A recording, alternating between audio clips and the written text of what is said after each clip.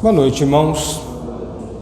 Gostaria de convidar os irmãos a abrirem as suas Bíblias na Epístola de Paulo aos Filipenses, capítulo 2.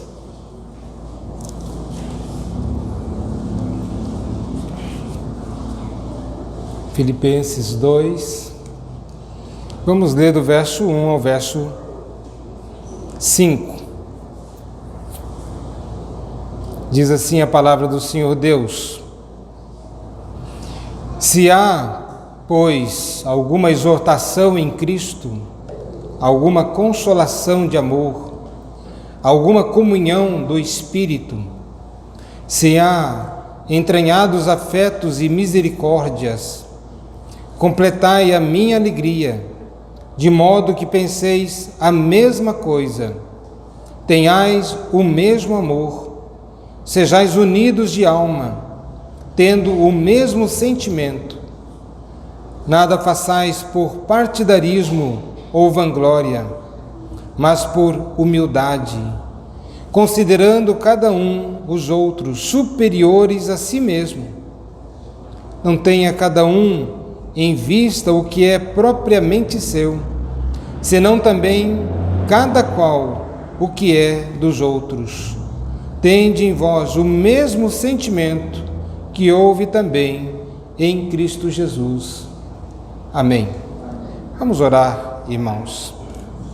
Santo e eterno Deus, neste momento em que abrimos a Tua palavra santa, preciosa, suplicamos que o Senhor, pelo Espírito, venha nos conceder sabedoria, discernimento, compreensão da Tua verdade, e inclina os nossos corações para vivermos de conformidade com este Evangelho, não somente sendo nós ouvintes da palavra, mas praticantes da palavra. E suplicamos também o poder do alto para nos capacitar a vivermos de acordo com os teus mandamentos. Reconhecemos que sem ti nada podemos fazer. Por isso suplicamos, capacita-nos, ó Deus, dá-nos da tua graça, concede-nos a misericórdia, a fim de vivermos neste mundo como luzeiros, neste mundo de tantas trevas, como sal da terra. Assim nós oramos, ó Deus, e não oramos somente por nós, mas suplicamos as tuas bênçãos sobre o teu povo espalhado por toda a terra. Aqueles nossos irmãos que sofrem perseguições por causa da fé, que o Senhor console, conforte e dê o poder necessário para serem fiéis e inclusive até a morte.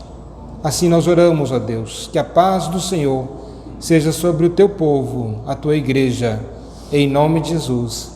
Amém. Irmãos, nós já temos mencionado que a carta aos Filipenses é a carta da alegria. Haja vista a ênfase que Paulo fala sobre esse tema, o tema da alegria. Paulo, portanto, ele mesmo na prisão, da onde ele está escrevendo essa carta, ele tem demonstrado que tem um contentamento, que é um contentamento que é incondicional, acircunstancial, que não depende das circunstâncias. Não depende da sua própria condição em que ele se encontrava. Ele era uma pessoa que tinha a alegria do Senhor. Então, mesmo apesar das condições externas, isso não era suficiente para roubar-lhe a alegria. Ele podia muito bem dizer, em tudo aquilo que ele já tinha passado, como ele era uma pessoa que tinha o seu contentamento no Senhor. Ele fala de irmãos, inclusive, de pessoas que estavam acusando os seus acusadores. Quantas pessoas, judeus, que eram falsos irmãos, que o acusavam e sempre pervertendo e perseguindo a ele. Também ele menciona agora nesta epístola que algumas pessoas movidas por inveja começavam a proclamar o Evangelho, achando que com isso iria impor maior sofrimento ao apóstolo Paulo. E ele diz isso não impõe a mim sofrimento. Pelo contrário, mesmo que eles estejam com uma motivação errada, ainda assim eu me glorio de que o Evangelho está sendo anunciado. Portanto, ele se entristece de certo modo, e isso digo entre aspas, pela atitude daqueles que estavam pregando o Evangelho com motivação errada, mas por outro lado ele via o Evangelho está sendo anunciado. Paulo, portanto, em todas essas condições, preso, esperando o seu julgamento, com todas aquelas oposições, ainda ele pode dizer que ele tem alegria no Senhor. Ele é alguém que tem essa alegria. No entanto, quando nós olhamos agora para esse trecho das Escrituras, o apóstolo Paulo vai falar que a sua alegria pode ser completa ainda. Ela pode ser mais plenificada. Ela pode ser ainda aumentada. Como ele diz aqui, completai a minha alegria. Verso 2. Essa felicidade, portanto, ela pode ser melhorada. Embora ele tenha uma alegria nele e no seu relacionamento com Deus, em toda a sua esperança em Deus, ele, ao olhar para a igreja, ele pode dizer: eu posso ser ainda mais feliz, eu posso ter um contentamento ainda maior ao olhar para a igreja e ver para os meus irmãos que também desfrutam de comunhão e que desfrutam da mesma felicidade e que desfrutam da mesma paz. Eu vou ficar muito mais feliz. E essa talvez seja uma grande realidade quando há pessoas ao seu redor. Mesmo que você esteja bem consigo mesmo, está de bem com a vida, mas quando você vê pessoas que você ama, pessoas queridas que estão em conflitos, com problemas de relacionamento, você não pode dizer: eu sou plenamente feliz. Há algo que me faz com que essa alegria não seja completa. Eu estou feliz em mim mesmo, estou feliz no Senhor, mas há algo quando eu vejo, não é que me deixa triste, mas não há aquela alegria plena. Portanto, Paulo está falando sobre esta unidade da igreja, a unidade do corpo de Cristo. Então, analisando algumas questões aqui que podemos ver, este é um grande problema, na verdade. Este é um grande problema. No mundo, nós vemos aí a ausência de uma felicidade, vemos uma ausência de paz. As pessoas não estão tranquilas, não estão em paz. Nós vemos uma ausência de concórdia, ou seja, uma presença de discórdia. Também nós vemos a ausência de felicidade. Vemos isso entre as nações. Os povos estão em crise. Não somente a Ucrânia e a Rússia, mas há muitas outras batalhas, outros conflitos. Há muitas batalhas entre outros povos, entre outras nações, das quais nós não conhecemos. Há aquela separação de pessoas com pessoas, há intrigas, há discórdias, portanto. As guerras estão aí. Portanto, nós vemos que há um problema seríssimo. Mas não somente quando nós olhamos na questão geopolítica mundial, os povos, mas também entre os próprios povos, os cidadãos ou concidadãos. Quantas divisões há? Pessoas que se fecham nos seus grupos e guetos e um se levanta contra o outro, fomentando muitas vezes guerras civis ou disputas territoriais, disputas de ideologias, de pensamentos e de essas facções, divisões que há na sociedade, fragmentando e fraturando a sociedade em que vivem. E isto leva a uma certa agonia, angústia, a falta de paz e falta de contentamento. Isso não é possível haver felicidade enquanto existe tudo isto. Mas não somente entre os cidadãos que existem brigas, existe às vezes entre vizinhos também, né? Os desacordos, divisões, desuniões, suspeitas, que causam grandes problemas. Esse é um grande problema. Mas também vemos no lar maridos e mulheres, esposo e esposa, que não se dão bem, que vivem em pé de guerra, vivem em discórdia, ou então, se não vivem em discórdia, vivem na lei da mordaça, da censura ou do silêncio. Embora não haja discussão, mas também não há comunhão. Embora não haja disputa e gritaria e briga de uma forma visível, existe a fratura, não há unidade, não há comunhão, não há conciliação. Estão vivendo debaixo do mesmo teto, mas cada um por si e Deus por todos. O pensamento é individualista, pensam assim.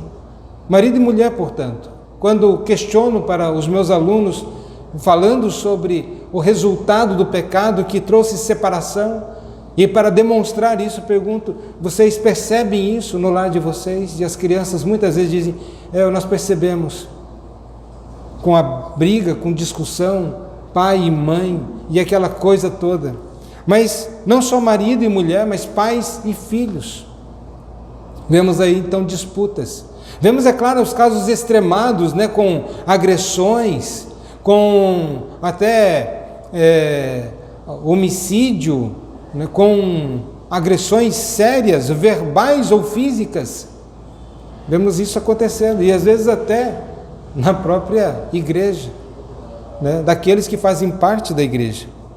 Vemos entre pais e filhos também divisão, falta de paz, falta de conciliação, discórdia, desacordos, desunião.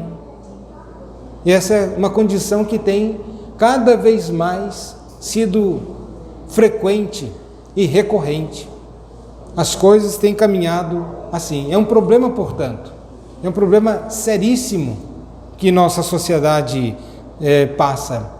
E esse problema da desunião, das intrigas, das divisões, é um problema, primeiramente, seríssimo, grave, e também urgente. Agora, a questão: como resolver essas coisas? E muitas vezes as pessoas então olham para a igreja como qual o papel da igreja e o que a igreja tem a dizer acerca desses fatos, desses acontecimentos ou dessa realidade. O que a igreja tem a dizer sobre isso? Qual é a mensagem da igreja? Qual é a mensagem do evangelho concernente a isto? Nós vemos também, irmãos, que há dentro de um panorama geral acerca deste tema, sobre a ausência de união, a ausência de paz e, consequentemente, a ausência de felicidade, é porque muitos olham de uma maneira muito superficial ou muito otimista. Acho que as coisas podem ser resolvidas assim, é fácil resolver. É como se bastasse fazer um apelo: vamos todos viver em paz. Maridos, resolva os seus problemas com a sua esposa, e parece que a coisa é tão simples. Torna algo que é tão profundo, tão grave, tão urgente, como se fosse algo no qual qualquer um pudesse resolver e de qualquer maneira. São muito otimistas com relação ao mundo. É simples, é fácil. Faz, portanto, esse apelo para que vivam em união, para que vivam fraternalmente, para que vivam pacificamente.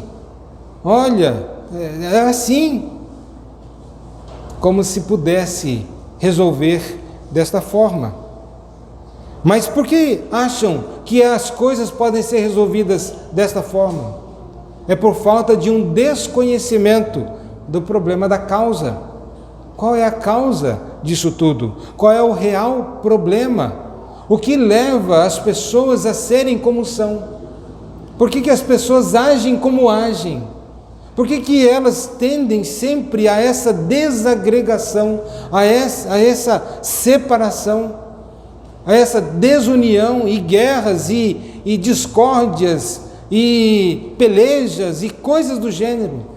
Qual é a causa? Qual é o grande problema da humanidade?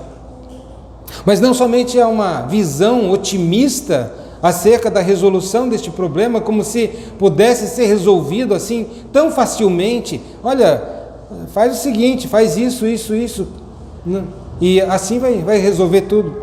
Mas também é uma visão superficial do problema que leva a uma solução superficial. Porque quando nós olhamos o problema como algo superficial, a solução também vai ser superficial. Muitas pessoas cantam: vamos todos dar as mãos e vamos seguir juntos, né? Ou quero ter 1 milhão de amigos, e aí canta como se fosse tão fácil assim, e como se o próprio autor do poema pudesse dizer: eu tenho 1 milhão de amigos, como se fosse tão simples assim. Outros já dizem: é fácil, é só querer. É fácil, é só querer. Eu vi uma frase que eu fiz aqui, usando as minhas palavras, muito tempo. Eu vi uma frase que dizia: se os homens conseguem fazer algo difícil como uma bomba atômica, por que não fazer algo fácil como a paz? É porque tem uma visão distorcida e superficial do problema. Além de que tem uma visão superficial sobre o que significa verdadeiramente paz. Quando nós temos uma visão errada, equivocada, superficial, o remédio também vai ser superficial. É como se pudéssemos achar que uma doença seríssima, grave, pudesse ser curada com um paracetamol, porque ele tem uma visão errada da doença. Acha que o câncer, não, é um problemazinho, dá um paracetamol aí, ou um antitérmico e um analgésico, isso vai resolver o problema. A visão equivocada do problema leva a soluções equivocadas. E por isso nós vemos as pessoas tentando resolver um problema que é muito mais sério, muito mais profundo do que aquilo que se parece ser. O problema é sério.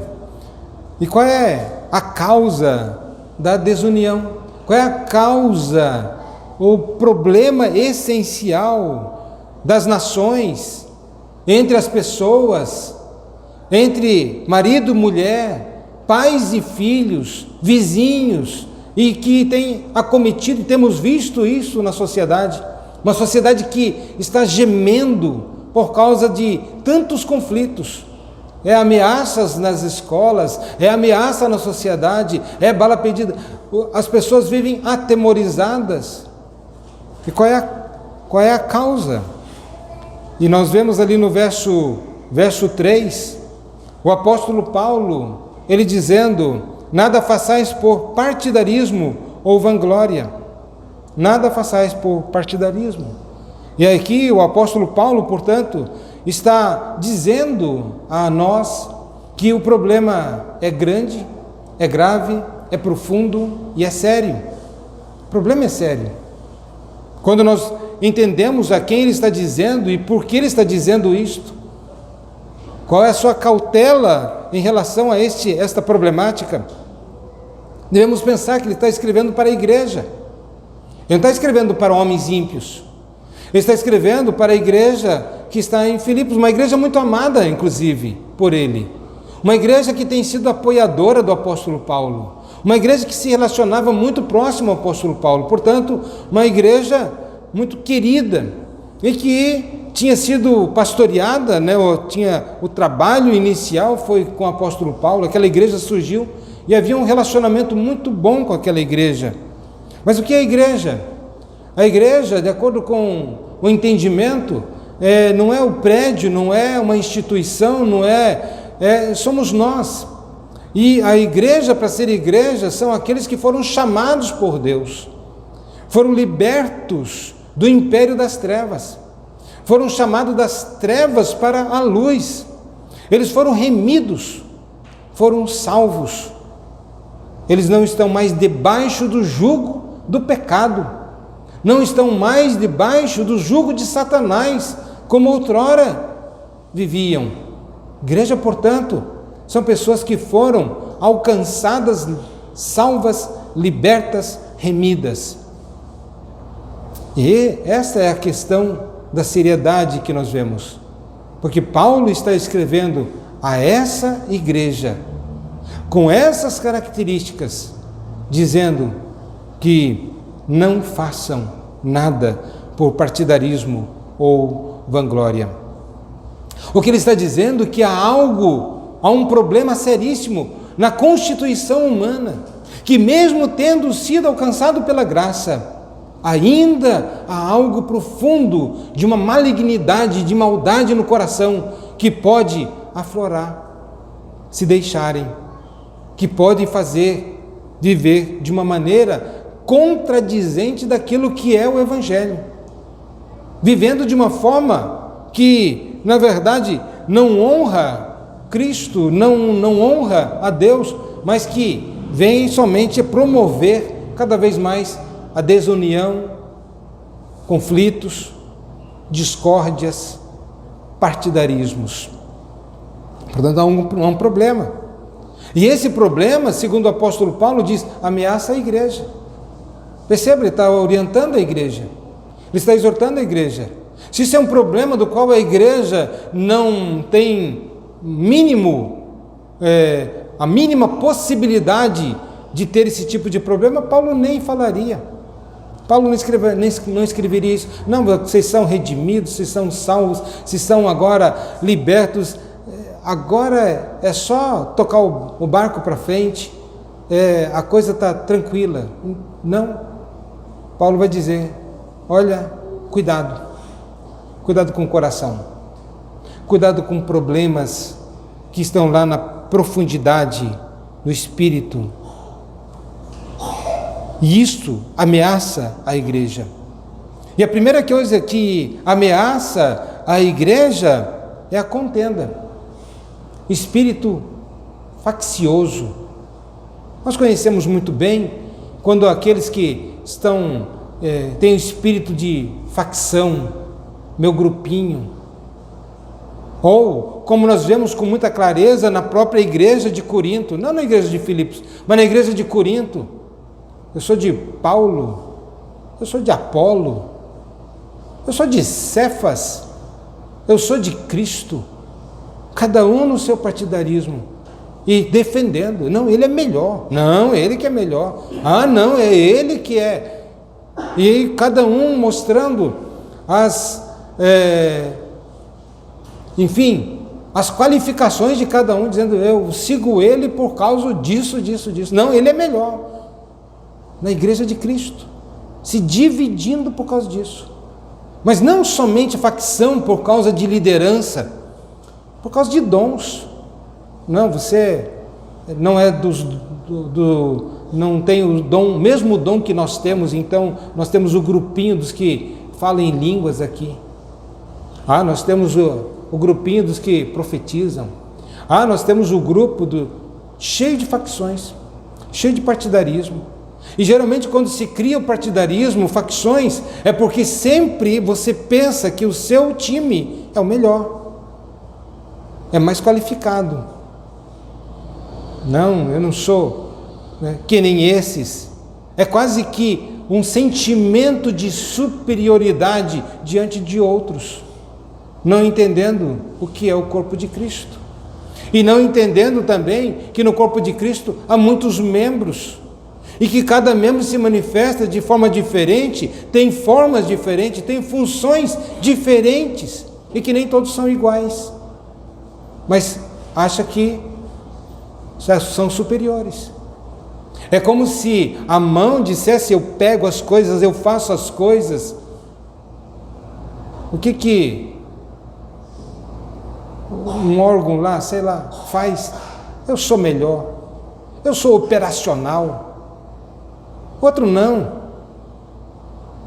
Mas tenta tirar um membro do corpo, tire a vesícula, tire o rim, algo que não aparece, vê se o corpo vai ficar saudável como sempre, vê se essa mão vai trabalhar como sempre trabalhou, se está com problemas seríssimos. Percebam? Mas a contenda, esse espírito faccioso que havia na igreja de Corinto, Paulo agora está dizendo, não façam por partidarismo. Nada façais por facção, por grupos. É o entendimento de que a igreja é uma unidade. E por que Paulo está dizendo à igreja de Filipos? Claro, o exemplo da igreja de Corinto. E tal era a divisão que dividia inclusive por classes sociais, os ricos e os pobres. Tiago tem que dizer: quem que vos oprime não são os ricos? Cuidado, a maneira como vocês estão tratando um e outro. Não é um problema o rico em si, o problema é daquele que trata com deferência um e com indiferença o outro. Cuidado com isso. Isto não é corpo de Cristo. Devemos tratar a todos como irmãos em Cristo. Mas não somente o problema da facção, o problema dessa contenda, porque a facção leva a contenda, isso é inevitável. Se o meu grupinho é o meu grupinho, já não é o grupinho do outro. Eu já começo a falar mal do grupinho do outro, porque eu tenho que projetar o meu grupinho. E para isso eu tenho que desmerecer o outro, tenho que falar do outro, eu tenho que isso. Percebam? Isso já faz parte dessa natureza facciosa. Faz parte. Mas Paulo não fala somente desse problema do partidarismo, do qual todos nós, percebam, e precisamos lutar contra. Somos tendenciosos. Minha igreja é melhor. Minha teologia, meu isto, meu aquilo. Devemos tomar muito cuidado para não estarmos sendo conduzidos por um espírito de facção, de divisão. Que o Senhor Deus não permita isto.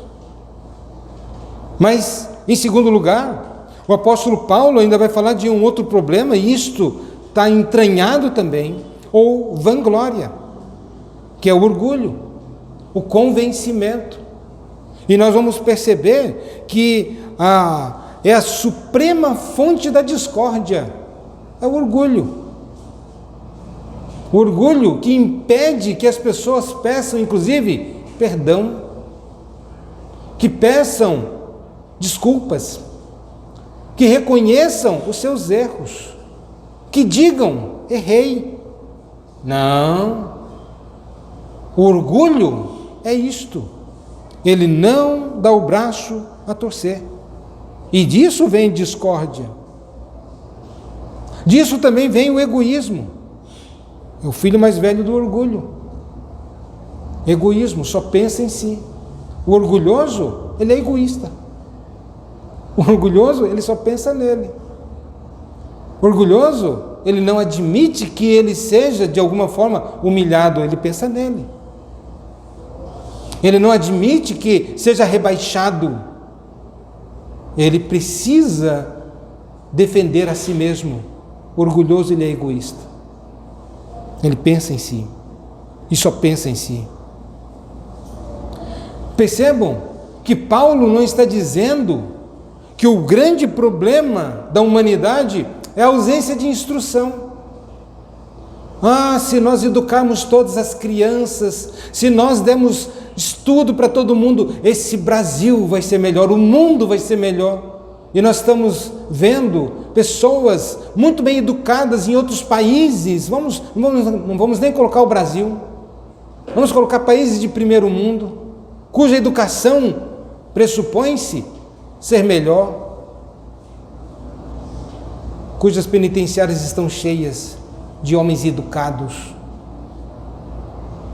E talvez tem aqueles que matam matam dois para roubar, e aqueles que roubam milhões ou bilhões, matam um monte de gente, mas porque não matou diretamente, é tido como inocente. A corrupção que tem matado muito mais, através de políticos que só pensam em si mesmos, pensa no povo não. Todo o povo reclama, né? O político só passa na minha rua na época de eleição. É verdade. Mas percebam, são educados. A grande maioria tem as suas faculdades, seus mestrados e doutorados. Tem uma condição econômica boa. E ainda assim fazem o que fazem. Portanto, o problema não é falta de instrução. O problema não é isto. O problema é muito mais profundo. O problema está no coração. É o coração pervertido. É o coração dominado pelo pecado. Esse é o problema do homem. E como lidar com este problema? O que fazer? Como fazer? Paulo vai dizer, portanto, nada façais, completai a minha carreira, de modo que penseis a mesma coisa, tenhais o mesmo amor, sejais unidos de alma, tendo o mesmo sentimento. Ele vai falar aqui sobre lealdade. Estamos ligados por um objetivo, um interesse em comum. Precisamos ter isto. Penseis a mesma coisa, o mesmo amor, uma alma, mesmo sentimento. Está falando sobre uma unidade de pensamento, mas uma lealdade. E isto faz com que as diferenças sejam reduzidas ou desconsideradas. Na Segunda Guerra Mundial, quando estava caindo bombas na Inglaterra, as pessoas iam para aqueles subsolos lá, e lá tinha gente rica, gente pobre, e ninguém olhava para uma coisa, para outra. Ah, tu é rico, tu é pobre, tu é isso, tu é aquilo, tu é do partido tal, partido... Não, havia um só pensamento da sobrevivência e de ajudar-se uns aos outros na reconstrução daquela cidade que estava sendo destruída. Eles estavam focados em um mesmo pensamento.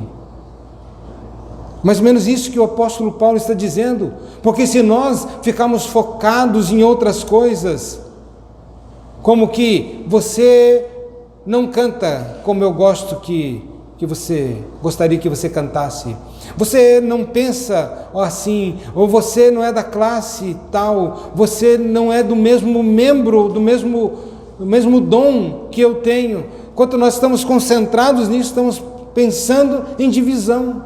Mas quando nós estamos pensando o que cada um pode fazer para se auto-ajudarem-se uns aos outros, de se completarem, têm o mesmo sentimento, mesmo pensamento, mesmo propósito, e a lealdade de um para com o outro. Não querer derrubar o outro, mas é pensar de uma forma unânime, pensar de uma forma que seja ali com o mesmo propósito, mesmo objetivo. Mas a nossa lealdade a quem? Às pessoas? Simplesmente? Não. Nós pertencemos a Deus. Nós fomos chamados por Deus. Nós fomos transformados por Deus. É Ele que nos diz como nós devemos viver. A nossa lealdade é a Deus. E Deus diz como nós devemos viver. Servir uns aos outros. O maior no reino de Deus é o que serve. Não vivam desta ou daquela forma, ou vivam desta e desta forma. Deus é que tem nos falado. Aqui estamos abrindo a palavra de Deus. É a Vox Dei, é Deus dizendo. Nós devemos ver além do apóstolo. É Deus que está falando a maneira como nós devemos viver. E devemos ser leais a Deus. Devemos ser leais. A nossa salvação implica em lealdade. Mas também, não somente haver essa lealdade, mas também haver humildade. Percebam como ele vai dizer, mas por humildade, considerando cada um os outros superiores a si mesmo. Ele não pensa em si mesmo, porque quanto mais nós pensamos, lembre, o orgulho manifesta-se de uma forma egoísta. Todo orgulhoso ele é egoísta. Todo orgulhoso ele pensa nele. Todo orgulhoso ele não admite que o seu nome, o seu belo nome, seja, enfim, não seja promovido como ele acha que deve ser promovido. Deve ser respeitado como ele acha que deve ser respeitado. Percebam, portanto, não pensar em si, mas no que é o dos outros. Tendo o outro, cada um superiores, considerando cada um os outros superiores a si mesmo. O que eu devo fazer? Às vezes nós somos, ao fazermos alguma coisa, sempre pensamos o que é melhor para mim. Ou, quanto muito, o que é melhor para minha família. E não pensamos, mas isso vai ser bom para o outro? Será que eu não estou puxando o tapete de outro para eu me dar bem? Será que eu não estou derrubando alguém? Será que eu não estou passando por cima da consciência de alguém? Será que eu não estou, enfim, usando a minha força para trucidar, para esmagar a consciência do outro, dizendo, isso não me importa. Eu preciso considerar o outro. Eu tenho que pensar no outro. Eu tenho que me preocupar com o outro. Se todo marido, quando briga com a sua esposa, acontece, ele pensasse na esposa, será, eu fui justo? Eu fui correto? Será que eu não preciso voltar e dizer, me perdoe? E quantos dizem, eu não volto atrás, eu fiz e faço e não tem esse negócio. Não sabe dizer, pais que não sabem dizer perdão para os filhos, pedir perdão. É porque sou pai. Cuidado com o orgulho. Pais erram. E o arrependimento é para todos, não é só para filhos, é para todos. Mas pensar o que será melhor para o outro.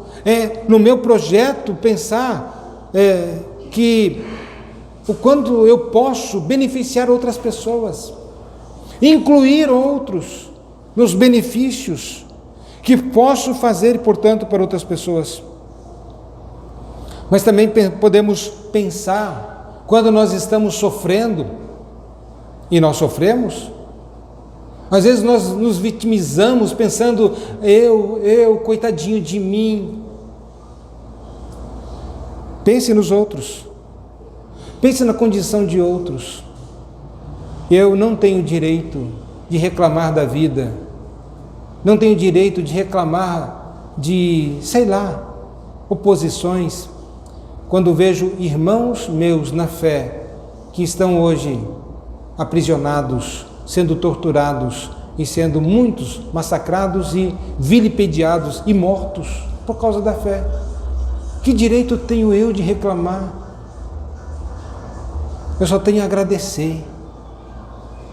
Pense, quando você pensa concordemente, quando você pensa no outro, você tem a capacidade de ter esse sentimento, essa empatia. Pensa no outro. E qual é o modo pelo qual nós podemos realizar essa obra?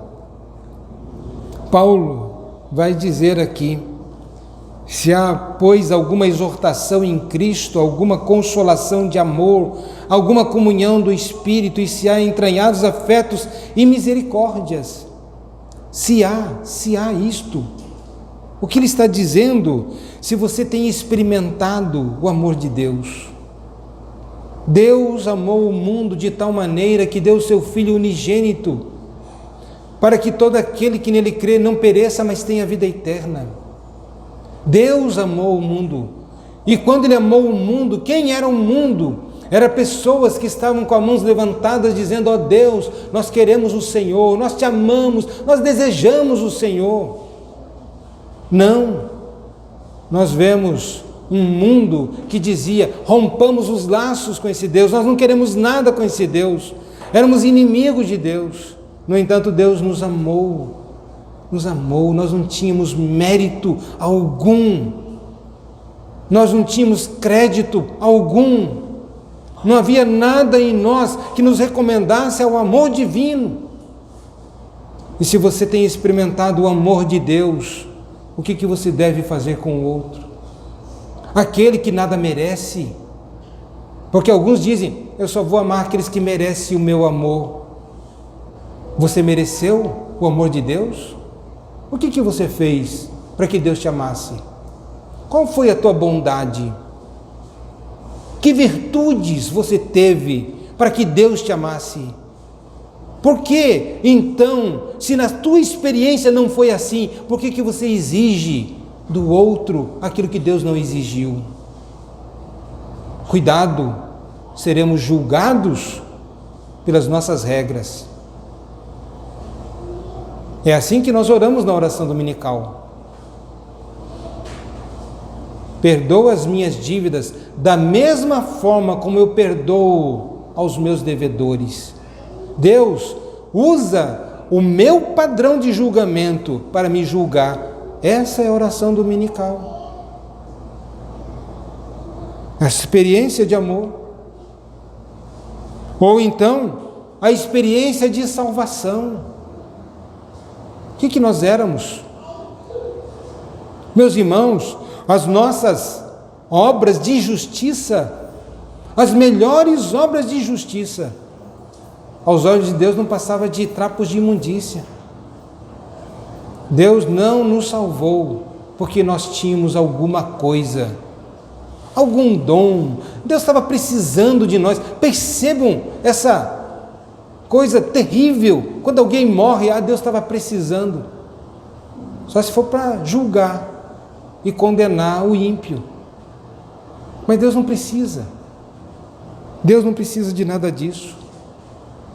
Agora nós precisamos ser salvos. Quando você então olha para você o que você era, a miséria e o pecado que te dominava, e a obra da graça salvando, como é que você não pode olhar o outro dessa forma? Nós exigimos um padrão para os outros que Deus não exige de nós. Nós exigimos qualificações para que nós possamos amar, para que possamos perdoar. Tem gente que diz: eu só perdoo se a pessoa vier arrependida de joelho me pedir perdão, porque de outra forma não perdoo. E olha lá, ainda vou pensar se eu vou perdoar. Imaginou assim?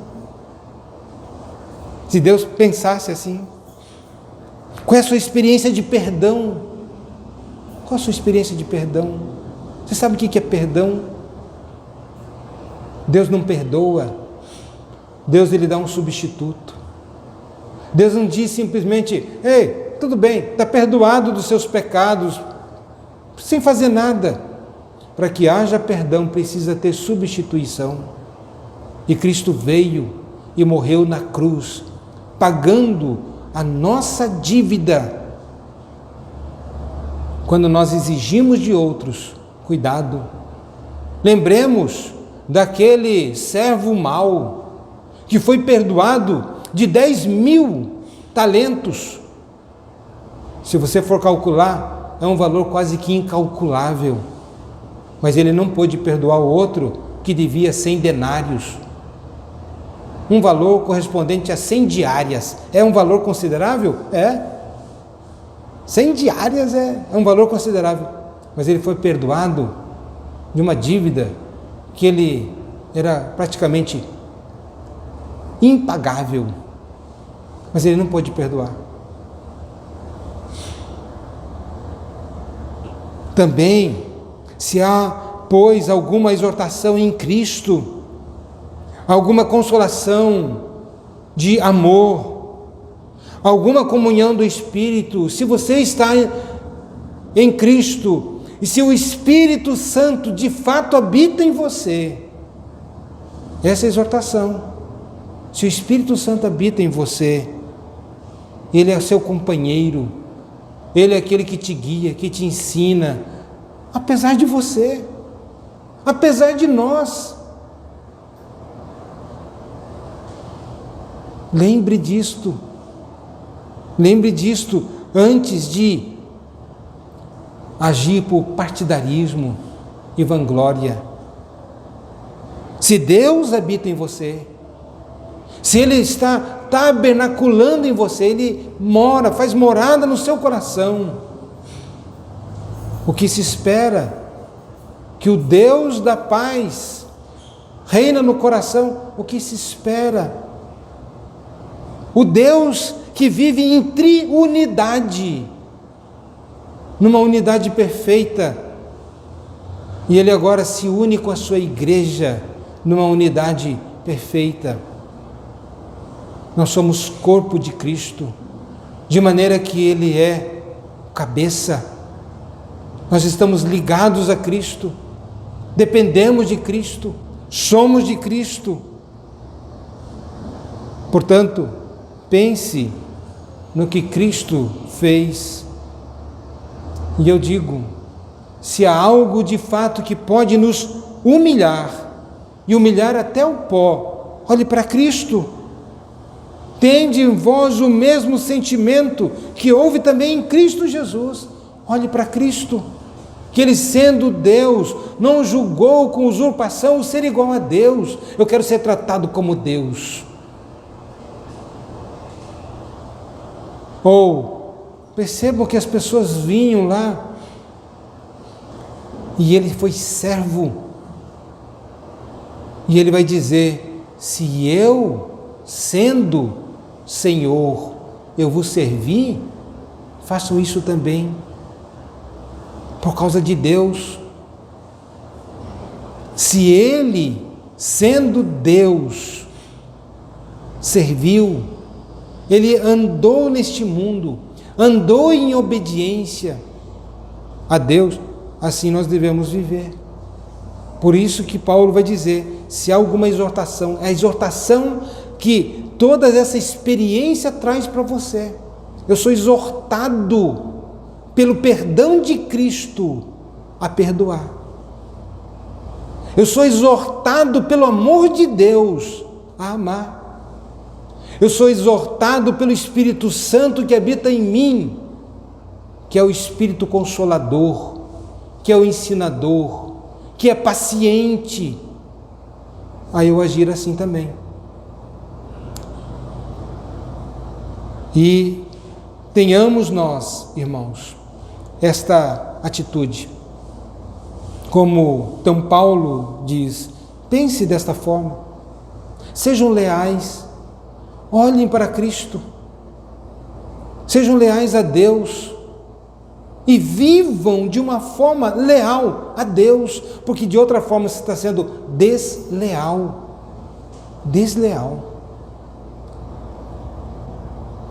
Vivam desta forma, humildemente, porque Deus ama os humildes, Ele atende os humildes, Deus se aproxima dos humildes, mas Ele resiste aos soberbos, aos orgulhosos